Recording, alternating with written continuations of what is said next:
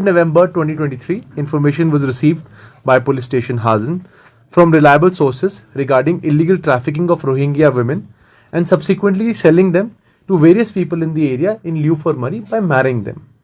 This is a criminality on 2 counts. First is the illegal infiltration of Rohingya women from Bangladeshi refugee camps into India, and second, their sale as brides, that is human trafficking. An FIR was lodged in the said case. A total of 5 people have been arrested. One of the arrested persons is Manzoor Alam, son of Muhammad Ilyas, resident of Burma. Basically, he's a Rohingya and he's the kingpin of the entire racket.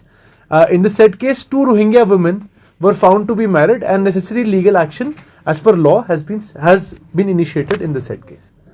Further investigation will continue and we will keep you appraised.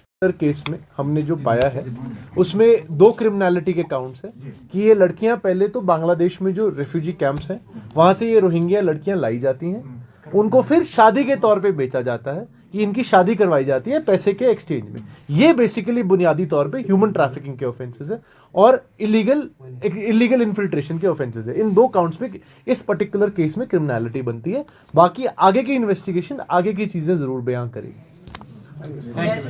आया गया है और पैसे लेके इनको बेचा गया है, तो ये बेसिकली ह्यूमन ट्रैफिकिंग है और इलीगल इन्फिल्ट्रेशन है। और जाहिर सी बात है ह्यूमन ट्रैफिकिंग और इलीगल इन्फिल्ट्रेशन के खिलाफ जो लीगल रिस्पॉन्स होता है वो हमने इस पर्टिकुलर केस में दिया है।